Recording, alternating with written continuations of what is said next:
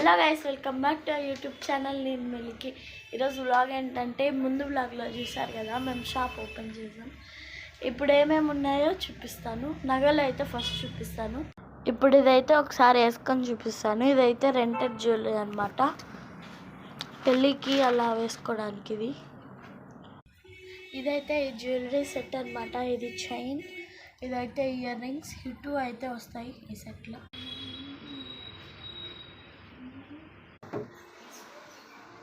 ఇదైతే ఇంకో సెట్ అనమాట, సేమ్ డైమండ్స్ లాగా.